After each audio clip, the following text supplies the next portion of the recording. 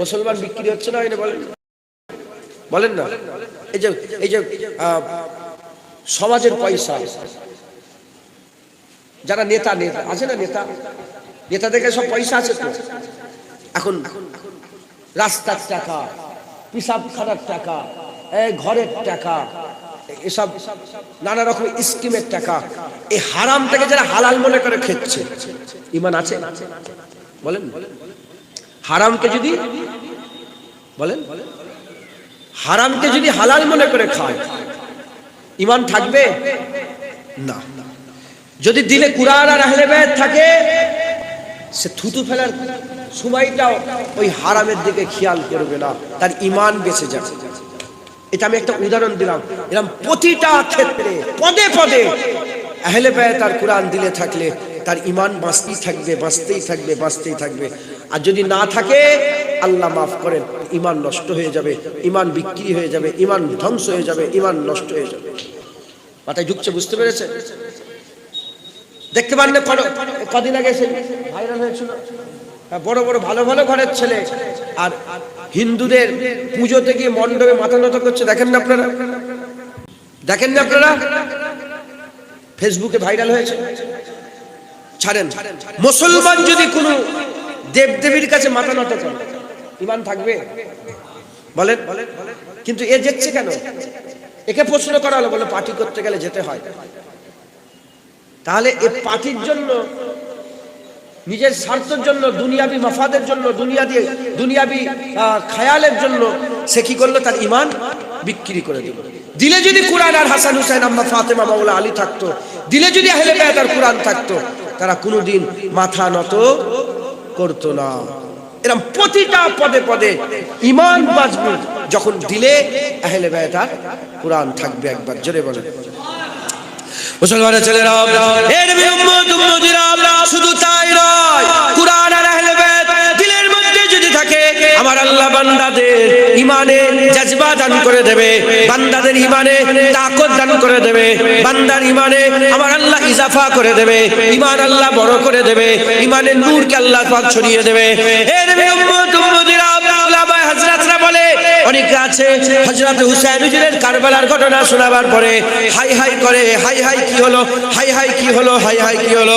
আহলে সুন্নাতুল জামাতের আকীদা অনুযায়ী, আহলে সুন্নাতুল জামাতের আকীদা অনুযায়ী ইমাম হযরত হুসাইন রাদিয়াল্লাহু তাআলা কথা বলার পরেতে, কথা শোনানোর পরেতে, কুরআন আহলে বায়াতকে আল্লাহ এত পাওয়ার দিয়েছে, এত ক্ষমতা দিয়েছে, এই কথা শোনার পরেতে হাই হাই করে না। এই কথা শোনার পরেতে 80 বছরের বুড়ো, 22 বছরের জওয়ানি চলে আসে। হুসাইন হুজুরের জেকে শুনে বুড়োরা জওয়ানির জজবা চলে আসে। তাদের ঈমান এত তেজ হয়ে যায় যে এক্ষুনি জান দিয়ে দেবো আল্লাহর জন্য, এক্ষুনি আমার বাপ মা কুরবান করে দেবো আল্লাহর জন্য, এক্ষুনি ছেলে পেলে কুরবান করে দেবো। কথা ঠিক না বেঠিক বলে? যদি দিলের মধ্যে কুরআন আর আহলে বায়াত থাকে, সে সবচেয়ে বড় সম্পদ পেয়ে গেছে। আর ছোটখাটো কোনো জিনিসের দিকে তার নজর থাকবে না। এর উম্মতিরা, তাই আমাদের সকলকে কুরআন আর আহলে বায়াতকে দিলের মধ্যে রাখতে হবে। এই দুটোকে দিলের মধ্যে রাখতে হবে। আল্লাহ পাক কুরআন শরীফের মধ্যে হুজুর পাক সাল্লাল্লাহু আলাইহি ওয়াসাল্লামের মাধ্যমে শোনাচ্ছেন, আমার হাবিব, তুমি দুনিয়ার মানুষকে বলে দাও, দুনিয়ার মানুষকে জানিয়ে দাও, কুল লা আসআলুকুম আলাইহি আজরান, বলে দাও তুমি দুনিয়ার মানুষকে বলে দাও, কুল লা আসআলুকুম আলাইহি আজরান, আমি কোনো আজর চাই না, আমি কোনো বদলা চাই না। আমি যে তোমাদের উপরে ভালাই করেছে, আমি যে তোমাদের উপরে ইহসান করেছে, হুজুর আমাদের উপরে কি ইহসান করেছে? আমাদের বাপ দাদারা আর শিরক করত, মুশরিক ছিল, আমাদের বাপ দাদারা মুশরিক ছিল, আমাদের আজদাদেরা আমার ঘরে 360টা ভূত ঢুকিয়েছিল। আমার হুজুর পাক সাল্লাল্লাহু আলাইহি ওয়াসাল্লাম এসে আমার আল্লাহ পাকের হুকুমে ওই বান্দাগুলোকে ঈমানের নূর দান করে দিয়েছে।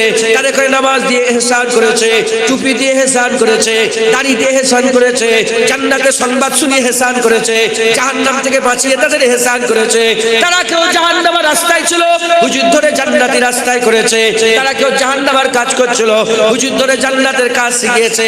তারা অনেকে জাহান্নামে পড়ে গিয়েছিল, হাবিবুল্লাহ তাদের হাত ধরে ধরে আল্লাহর জান্নাতি করে দিয়ে চলে গেছে। এ নবী উম্মতিরা, আমার আল্লাহ বলছে, হাবিব তুমি মানুষকে শুনিয়ে দাও, কুল লা আসআলুকুম আলাইহি আজরান, আমি কোনো বদলা চাই এই যে তোমাদের উপরে ঈমান এনে দিয়ে ইহসান করলাম, ঈমান দিয়ে ইহসান করলাম, এর বদলাতে আমি তোমাদের কাছে কিছুই চাই না, আমি তোমাদের কাছে কিছুই চাই না। তবে হ্যাঁ, ইল্লাল মুবাদ্দাতা ফিল কুরবা, আমি শুধু এইটুকু শুনিয়ে দিয়ে যাই, আমার কারিবে যারা আছে, আমার কুরবিয়াতে যারা আছে, আমার নৈকট্যে যারা আছে, আমার যারা মহব্বতের, আমার যারা নৈকট্যের, আমার নৈকট্যের সঙ্গে তোমরা ভালো ব্যবহার করবে, তাদের সঙ্গে ভালো তাল্লুক রাখবে, তাদের সঙ্গে ভালো সম্মান রাখবে, তাদের সঙ্গে মুআমেলা ঠিক রাখবে। প্রশ্ন করা হলো, ইয়া রাসূলুল্লাহ, আপনার কারিবে কারা? হুজুর পাক বললেন, ফাহুয়া আলী ও ফাতেমা ও ইবনাহুমা। হুজুর পাক সাল্লাল্লাহু আলাইহি ওয়াসাল্লাম বললেন, আলী ফাতেমা তার দুটো সাহেবজাদা, মানে হুজুর পাক বললেন আলী ফাতেমা হাসান হুসাইন আমার সবচেয়ে কাছে। এক জায়গায় বললেন কুরআন আর আহলে বায়াত দিয়ে যাচ্ছে ঈমান বাঁচানোর রাস্তা, আর অন্য জায়গায় কুরআন শরীফ আল্লাহ পাক বলছেন, বলে দাও আমি যে ঈমান এনে দিয়েছি তোমাদের কাছে কোনো বদলা চাই না, কোনো বদলা চাই না, শুধু এটুকুই চাই আমার কাছের লোকেদের করে তোমরা ভালো ব্যবহার করবে। হুজুর পাক বলেন কুরআন শরীফের কথা, তাদের সঙ্গে ভালো ব্যবহার করবে। হুজুর কাছের লোক কারা? হুজুর বলেন হাসান হুসাইন, আম্মা ফাতেমা, মাওলা আলী, এই চারজন আমার খুব কাছে, এই চারজন হচ্ছে আমার খুব কাছে। আর এই চারজনকে আহলে বায়াত, আহলে বায়াত ঈমান বাঁচানোর রাস্তা, আহলে বায়াত ঈমান বাঁচানোর রাস্তা। তাহলে কুল্লা আসআলুকুম আলাইহি আজরান পর্যন্ত হুজুর পাক আমাদের ঈমান এনে দিলেন, আল ইল্লাল মুবাদ্দাতা ফিল কুরবা ঈমান বাঁচানোর রাস্তা বলে দিলেন। তাহলে ঈমানও রাসূলুল্লাহ এনে দিলেন, আর ঈমান বাঁচানোর রাস্তাও রাসূলুল্লাহ বললেন। ঈমান এনে দিয়ে রাসূলুল্লাহ আমাদের উপরে ইহসান করেছে না করেন না? আর ঈমান বাঁচানোর রাস্তা বলে, তা আমরা যদি হুজুরের কুরবিয়াতের লোককে মহব্বত করি, এতে লাভ কাদের? আমাদের না উনাদের? জোরে বলেন আমাদের। তার মানে হুজুর পাক আমাদের করে ইল্লাল মুবাদ্দাতা ফিল কুরবা বলে ইহসানের উপরে ইহসান করলেন, বদলার উপরে বদলা দিলেন, যাজার উপরে যাজা দিলেন, ভালাইয়ের উপরে ভালাই করলেন, ইজ্জতের উপরে ইজ্জত দিলেন, হ্যাঁ ঈমানও দিলেন, ঈমান বাঁচানোর জন্য রাস্তাও বলে দিলেন একবার। জোরে বলেন সুবহান। অতএব আমাদের সকলকে কুরআন আহলে বায়াত বুকের মধ্যে জড়িয়ে রাখতে হবে, বলেন ইনশাআল্লাহ, ইনশাআল্লাহ, ইনশাআল্লাহ। এখন জালেম সরকার ওয়াকফ আইন বন্ধ বলছে, ওয়াকফ আইন, ওয়াকফ অ্যামেন্ডমেন্ট বিল নিয়ে এসছে, কথা ঠিক না? বলে ওয়াকফ আইন একটা কালা কানুন নিয়ে এসছে। তাহলে এই কানুনকে আপনারা মানবেন?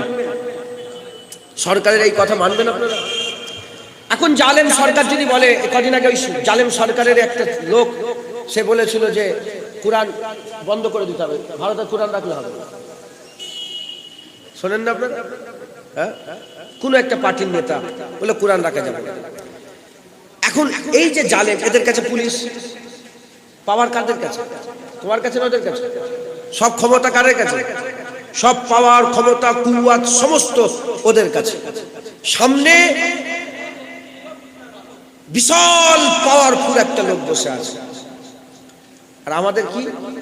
না গায়ে শক্তি আছে, না হাতে কোনো ক্ষমতা আছে, না টাকা পয়সা আছে, না লোক বল, আমি একা।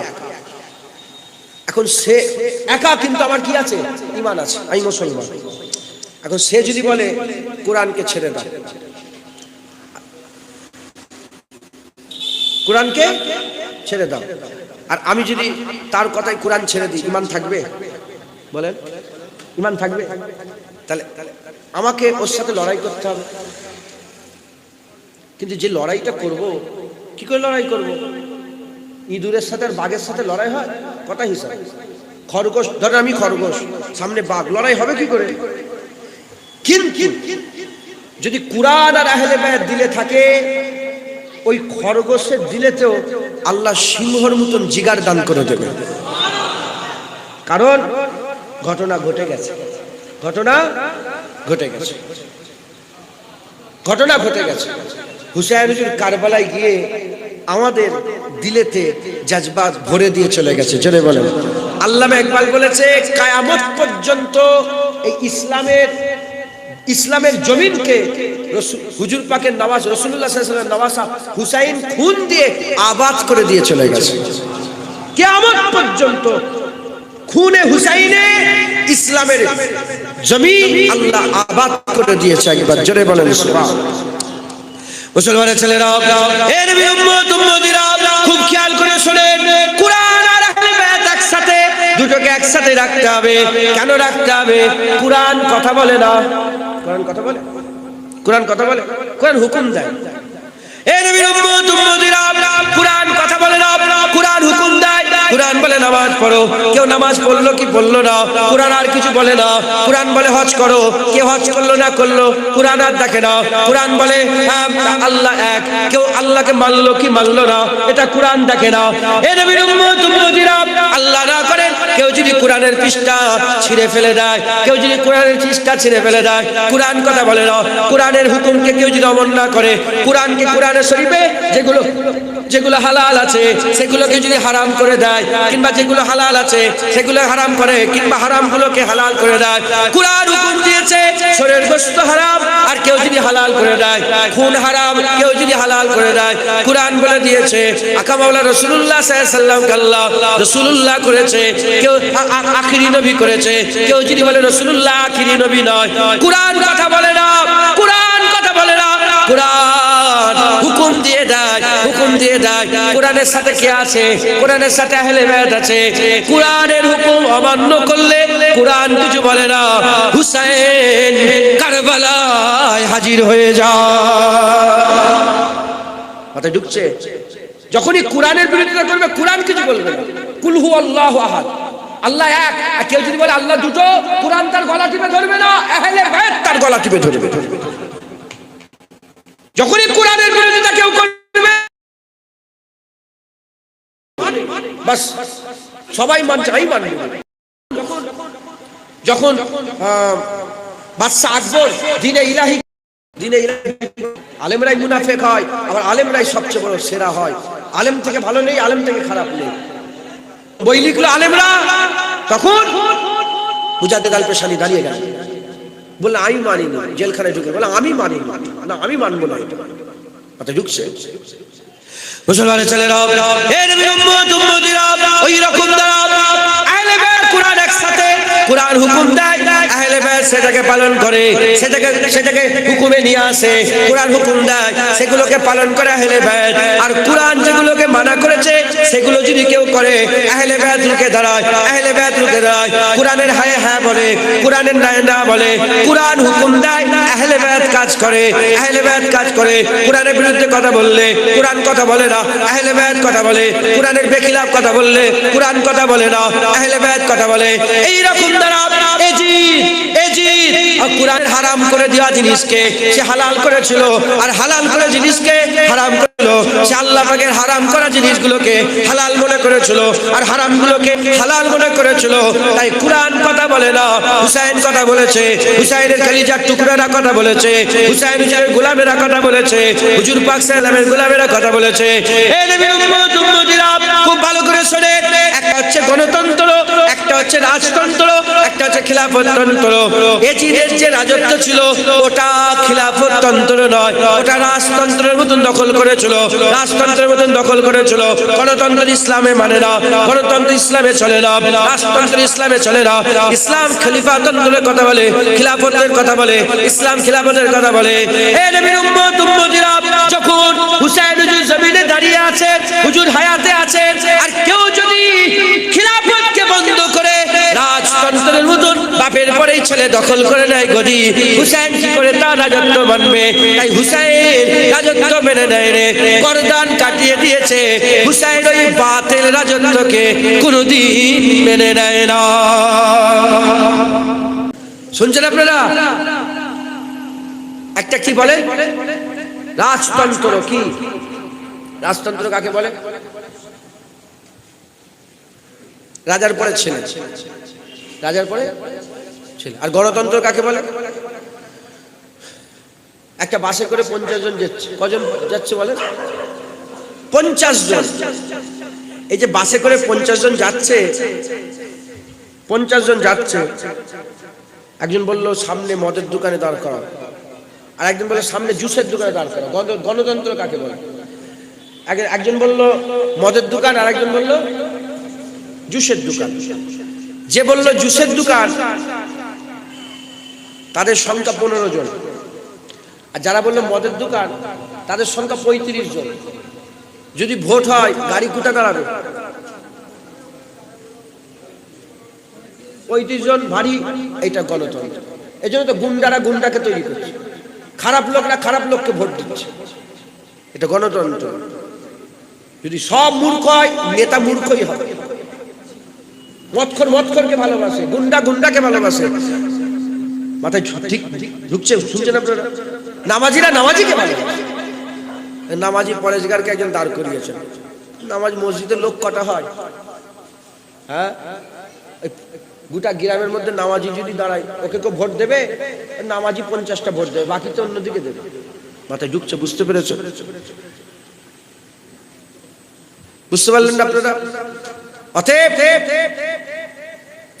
গণতন্ত্র ইসলামে চলে না। এটা আব্রাহাম লিঙ্কনের এই আইন, আমেরিকা থেকে যিনি বিলং করেন উনার।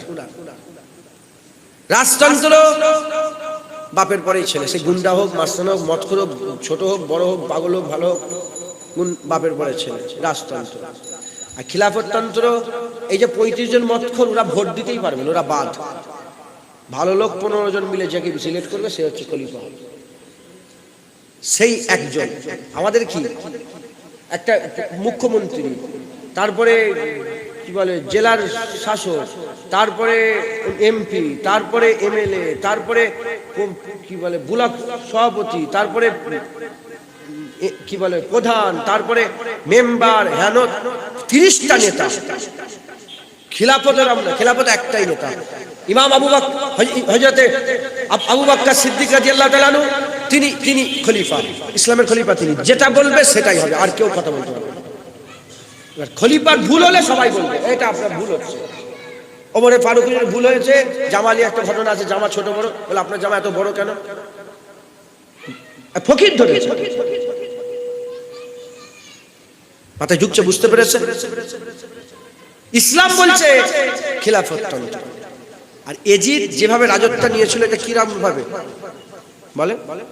বাপের পরে আমিরে মুয়াবিয়া হুজুর ইন্তেকালের পরে কে বসে এসে? হ্যাঁ, এজিদ বসে পড়েছে, বসে পড়েছে। এটা হচ্ছে রাজতন্ত্র। এটা কি বলে? রাজতন্ত্র। এটা খিলাফত তন্ত্র না। মারওয়ান যখন মদিনা শরীফের গভর্নর হলো, মদিনা শরীফ ভাষণ দিতে দিতে বললো যে আবু বকর ওমরের মতন এজিদও খলিফা হয়েছে। তখন আবু বকর সিদ্দিক হুজুরের আওলাদ আব্দুর রহমান হুজুর আমাদের দাদুজান, তিনি বললেন, হে মারওয়ান, কি বলছো? তুমি বলো কাইসারে রোম কেসরায় ইরানের মতন রাজত্ব পেয়েছে, আবু বকর ওমরের মতন রাজত্ব পায়নি। কারণ আবু বকর সিদ্দিক তার ছেলেকে রাজত্ব দেয়নি, ওমরে ফারুক তার ছেলেকে, তার বংশের লোককে রাজত্ব দেয়নি। তিনারা খলিফা হয়েছিলেন, ভালো মানুষ ছিল। তারপর উসমান গনি হয়েছেন একবার। জোরে বলেন সুবহানাল্লাহ। মাথায় ঢুকছে? পুলিশ তাড়া করেছে, তখন তো এজিদের রাজত্ব চলছে অলরেডি। পুলিশ তাড়া করেছে। উনি যে আম্মাজান আয়েশা সিদ্দিক হুজুর বাড়ির মধ্যে ঢুকে গেছিলেন, তিনার ভাই ছিল আম্মাজান আয়েশা সিদ্দিকের ভাই, ঢুকে পড়ে নবীর ঘরে ঢুকে পড়েছে বাঁচার জন্য।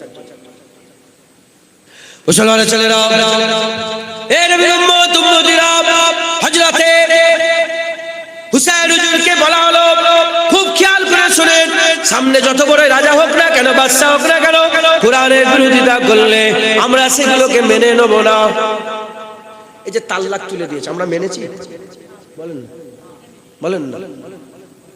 এই যে কি 3 তালাক না কি বলছে, আমাদের যেমন আছে তেমনই আছে না নেই?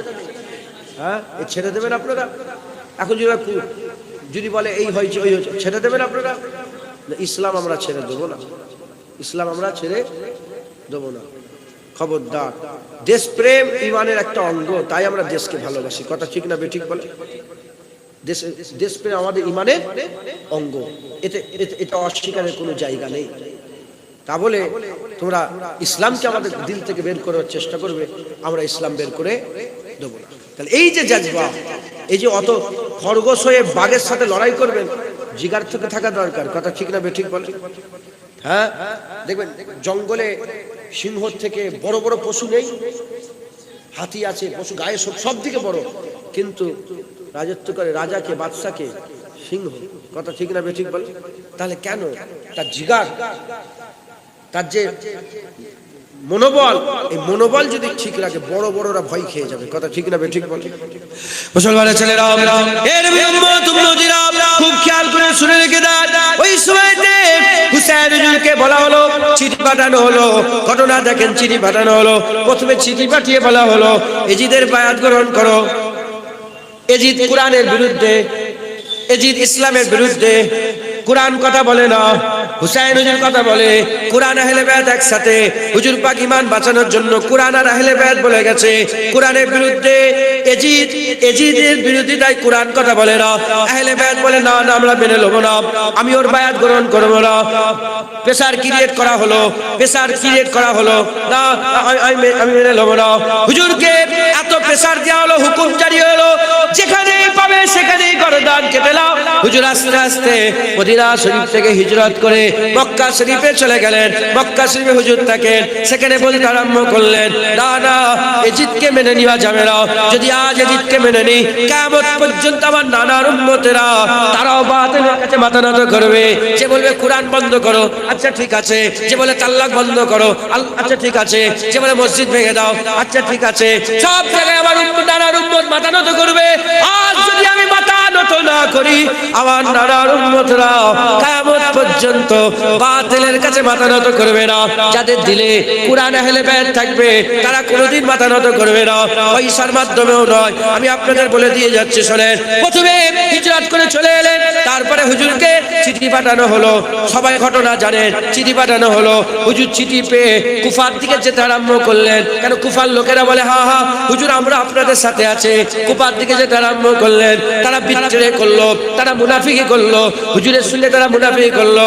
হুজুর যখন ৭২ জন, কোন রিয়াতে ৮৫, কোন রিয়াতে ১০০ কতজন আছে, ৭২ জন হুজুর পাক সাল্লাল্লাহু আলাইহি ওয়াসাল্লামের কলিজার টুকরা সন্তানদের ঘরে নিয়ে যখন হুজুর পাক সাল্লাল্লাহু আলাইহি ওয়াসাল্লামের নওয়াসা হুসাইন হুজুর যেতে আরম্ভ করলেন। আম্মা জানেরা আছে, ঘরের মেয়েরা আছে, হুসাইন হুজুরের বোন আছে, হুসাইন হুজুরের স্ত্রী আছে, হাসান হুজুরের ঘরের ছেলেপুলেরা আছে, হুসাইন হুজুরের ঘরের ছেলেপুলেরা আছে, হুজুর পাকের কলিজার টুকরারা আছে, আর সাহাবা হুজুরা আছে, হুজুরের গোলামরা আছে, সাথী সঙ্গীরা আছে।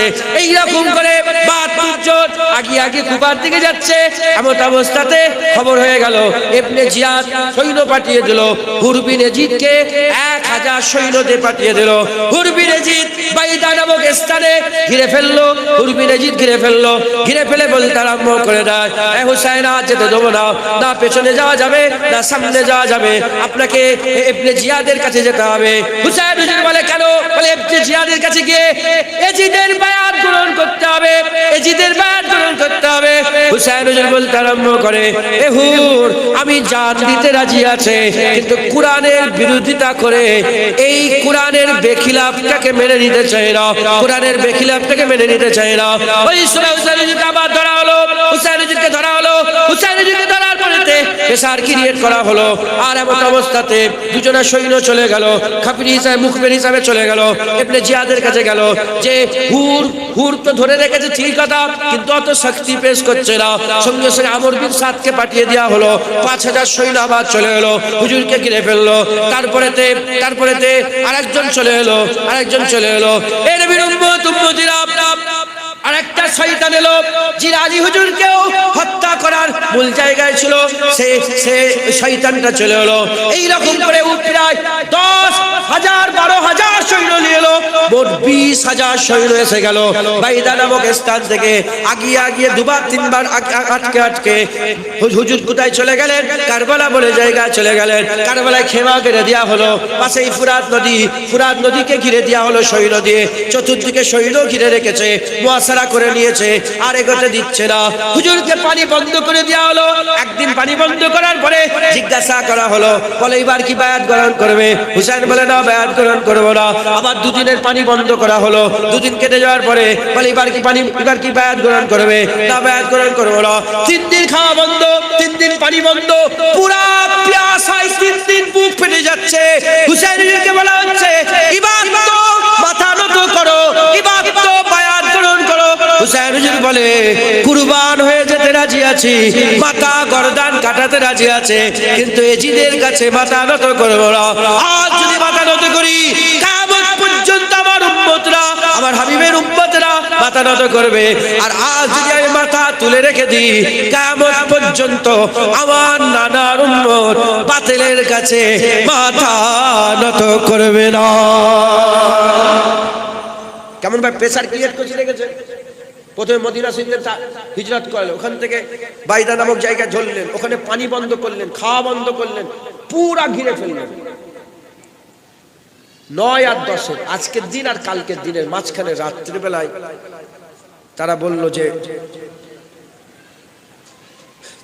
যে এরকম, এই মাইকের আওয়াজ ডিস্টার্ব হবে না তো? ডিস্টার্ব হবে না তো? আচ্ছা, তারা বললেন যে এরকম যে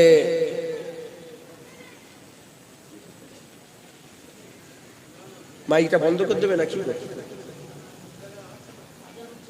হ্যাঁ, অসুবিধা যাবে না তো সাউন্ড? তাহলে থাক। গত রাত্রের বেলায় তারা বললেন যে আর হবে না, কি এই পানি আটকে দেখা হয়ে গেছে, সবকিছু আমরা প্রেসার ক্রিয়েট করে, মানে সব দিক থেকে আটকে, মানে একটা লোকের উপর টর্চার করে না, কাউকে সাহায্য করতে গেলে কি করে লোক, তার সঙ্গে যোগাযোগ বন্ধ করে দেয়, তার সঙ্গে খাওয়া দাওয়া বন্ধ করে, কথাবার্তা বন্ধ করে দেয়, এক ঘরে করে, যদি মাথা নত করে, এরা সব রকম টর্চার হয়ে গেছে যে আর হচ্ছে না, এবার মারতে হবে, এবার ধরে গর্দানে ছুরি ঠেকিয়ে বলবে এবার বায়াত গ্রহণ কর। মাথায় ঢুকছে, বুঝতে পেরেছো? হুসাইন হুজুরকে বললেন যে যুদ্ধ হবে, জিহাদ হবে, ছাড়া যাবে না, আপনি যখন মানছেন না তাহলে জিহাদ করে দেখাও কি হবে। তখন হুসাইন হুজুর বলে যে ঠিক আছে, কালকে সকালে, মানে আজকের কথা বললেন যে আজকে লড়াই হবে, কালকে রাত্রের বেলায় হুজুর বললেন যে আজকে রাতটা আমাকে সময় দাও। কারণ বদরে নানাজা রাসূলুল্লাহ সাল্লাল্লাহু আলাইহি ওয়াসাল্লাম এক রাত আগে সারা রাত দোয়া চেয়েছেন, তারপরের দিন লড়াই হয়েছে, আল্লাহ ফাতা দিয়েছে, আজকে রাতটা আমাকে সময় দেন। তো হযরত হুসাইনকে তখন এই সীমার ওই শয়তানটার নাম আমি ভুলে যাই মাঝে মাঝে, সীমার নাম জানেন না? ওই সীমার ওই এক শয়তান জাহান্নামের কুত্তা, ওটা ওই তো হুসাইনের গলায় ছুরিটা চালিয়েছিল সীমার। হ্যাঁ, জাহান্নামের কুত্তা ওই সীমার। আর আমর বিন সাদ খুব ভালো করে খেয়াল করেন, আমর বিন সাদ হযরত রাসূলুল্লাহ সাদ বিন মুআজ তিনার সাহেবজাদা আমর, রাসূলের সাহাবার সাহেবজাদা আমর, এও শয়তান হয়েছিল। শুনছেন আপনারা? এই মাথায় ঢুকছে? দুনিয়ার টাকা পয়সার লোক, সাহাবার ছেলেও বিগড়ে গেছে। জুনায়েদ কিভাবে বিগড়ে বুঝতে পারছেন আপনারা? এ তো আল্লাহ পাকের দয়া যে আমার আল্লাহ পাক 1400 বছর পরেও আমাদের দিলে রাসূলের মহব্বত, আহলে বায়তের মহব্বত এখনো জিন্দা রেখেছে। বলেন আলহামদুলিল্লাহ, বলেন আলহামদুলিল্লাহ। মানে গেলে গোয়া করছে, এটা কমান তো। শুনছেন আপনারা? এরা দুজন বল, সীমার আর আমর বিন সাদ, এই দুজন বলতে আরম্ভ করেছে না সময় দেওয়া যাবে না, এক্ষুনি ধরো। হযরত হুর বিন ইয়াজিদ বলে ওনার দিলে আহলে বায়াত আর কুরআন একসাথে ছিল। মাথায় ঢুকছে? বুঝতে? প্রথমে বিগড়ে ছিল, উনি তো ধরেছেন, উনি তো আটকেছেন।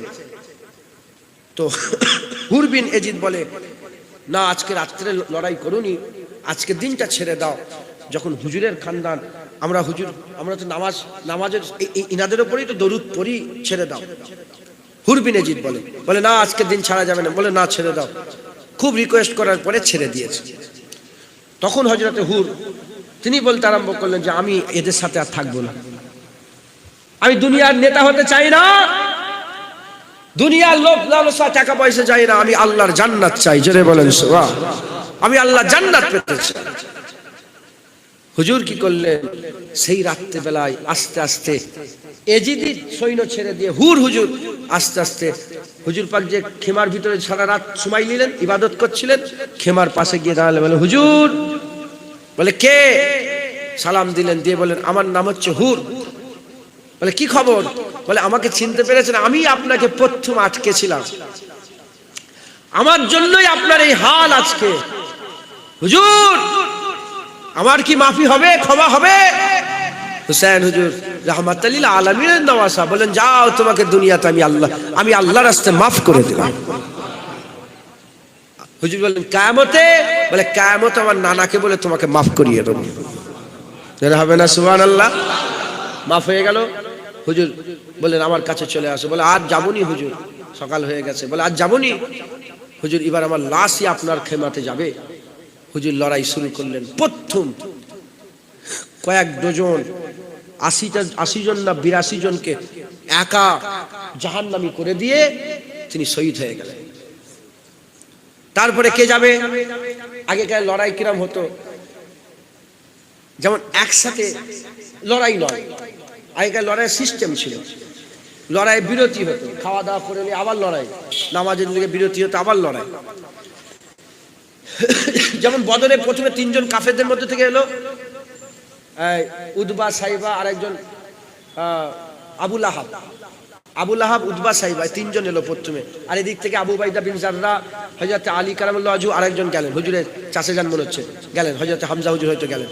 লড়াই হলো বদরের যুদ্ধে, এক ঝটকায় 3টে শেষ কাফের। পুরা হচ্ছে কি হলো? তো এইরকম একটা একটা করে এসছে 82 জনকে, 82 জনকে হুজুর একা শহীদ করে এই জাহান্নামী করেছে। তারপর হুজুর শহীদ হয়ে গেছে। তারপরে কে যাবে? হযরত জাইনাব হুজুর বলে যে আগে আমার বেটারা যাবে, তারপর আমার ভাইয়ের বেটারা যাবে। তো আর মোহাম্মদ, হুজুর আর মোহাম্মদ দুজন, দু ভাই, এই মোহাম্মদ দুজন মিলে প্রথমে গেলেন। তিনারাও গিয়ে ঘমাসান লড়াই করলেন, বাচ্চা লড়াই করলেন, কয়েকশোকে জাহান্নামী করে দিয়ে তারপরে শহীদ হয়ে গেলেন। তারপরে হযরতে আলী হুজুরের সাহেবজাদারা, আলী এই 3টে নাম বলেন জানেন তো? এই 3টে নাম অত প্রচার নেই, কারণ এখানেও রাফেজিরা মাথা মেরে দিয়েছে। কারণ এরা সবসময় মানুষের সামনে প্রকাশ করে যে আহলে বায়াতের সঙ্গে সাহাবাদের ঝগড়া, মাথায় ঢুকছে, বুঝতে পেরেছেন? আর আলী হুজুরের সঙ্গে সাহাবাদের নাউজুবিল্লাহ ঝগড়া ছিল না। এজন্যই তো নিজের ছেলেদের নাম রেখেছে আবু বকর বিন আলী, ওমর বিন আলী, উসমান বিন আলী। এই 3 জনে শহীদ হয়েছিলেন। হযরত আব্বাস বিন আলী তিনিও শহীদ হয়ে গেছিলেন। তারপরে হযরতে হাসান হুজুরের সাহেবজাদা কাসেম, তিনি চলে গেলেন, শহীদ হয়ে গেলেন। কাসেম হুজুর শহীদ হলেন। তারপরে হযরতে আলী আকবর হুজুরের বড় সাহেবজাদা, হাসান হুজুরের বড় সাহেব, হুসাইন হুজুরের বড় সাহেবজাদা, তিনি গেলেন। হুসাইন হুজুরের বড় সাহেবজাদা আলী আকবর পুরা হযরতে হাসান হুজুর সিনা থেকে নিয়ে মাথা পর্যন্ত হুজুর পাকের মতন, হুসাইন হুজুর সিনা থেকে পা মুবারক পর্যন্ত হুজুর পাক সাল্লাল্লাহু আলাইহি ওয়াসাল্লামের মতন। আর হযরতে আলী আকবর হুজুর সাবিয়ে মুস্তাফা বলা হয়, ওনাকে পুরা মাথা থেকে পা পর্যন্ত হুজুর পাকের পুরা ডুপ্লিকেট, পুরো হুজুর পাকের মতন লাগতেন। একবার জোরে বলেন সুবহানাল্লাহ। পুরো হুজুর পাকের সাল্লাল্লাহু আলাইহি ওয়াসাল্লাম, পুরো নবী পাক সাল্লাল্লাহু আলাইহি ওয়াসাল্লামের মতন। হুজুর পাক সাল্লাল্লাহু আলাইহি ওয়াসাল্লাম, হুজুর পাক সাল্লাল্লাহু আলাইহি ওয়াসাল্লামের পুরো একদম হুজুর পাকের মতন দেখতে। হুজুর পাক সাল্লাল্লাহু আলাইহি ওয়াসাল্লামের আমামা রাসূল পাক সাল্লাল্লাহু আলাইহি ওয়াসাল্লাম পড়লেন, হুজুর পাকের তলোয়ার জুলফিকার আলী হুজুরের তলোয়ার নিয়ে লড়াইয়ের ময়দানে গেলেন। হযরত হুসাইন মনে মনে করলেন, দেখি আমার জওয়ান ছেলে দেখছে কেমন লড়াই করে। দেখলেন যে কিছুক্ষণ পর আর দেখতে পেলেন না, বুঝতে পারলেন যেদিকে ভেড়া গরু ছাগলের মতন এজিদিরা দৌড়চ্ছে, সেদিকে আমার আলী আকবর দৌড়চ্ছে। একবার জেনে বলেন কয়েকশো। হাই হাই করেন না, বুক পেটেন না, বুক পিটছেন কেন? হুজুরের আওলাদেরা কি বেবাস ছিল না? সব বীরের মতন শহীদ হয়েছে। একবার জোরে বলেন সুবহানাল্লাহ। কয়েকশো মানুষকে হত্যা করার পর আবার ছুটে এসে বলে, আব্বাজান 3 দিন পানি পান করিনি, যদি একটু পানি পেয়ে যেতাম আরো এদের ঘরে আরো জাহান্নামী করে দিতাম, আরো আমি জাহান্নামে পাঠাতাম। হুজুর পাক সাল্লাল্লাহু আলাইহি ওয়াসাল্লামের কলিজার টুকরা হুসাইন হুজুর বলে, তুমি আমার কাছে আসো। আমার নানা রাসূল পাক সাল্লাল্লাহু আলাইহি ওয়াসাল্লাম যখন আমি একবার ছোটবেলায় পিয়াসে ছিলাম, জিভ চুষিয়েছিল, আমি আমার জিভটা তোমাকে একবার চুষিয়ে দিই। ওই জিভ চুষে গেলেন আবার লড়াইয়ের ময়দানে। তখন ওই আমর বিন সাদা সীমার বলতে আরম্ভ করেছে যে শোনো, সীমার বলে যে শোনো, এই নবীর খানদান একা একা গিয়ে জীবনে লড়াই করে জিততে পারবে না, একসাথে যাও আর দূর থেকে তীর মারো।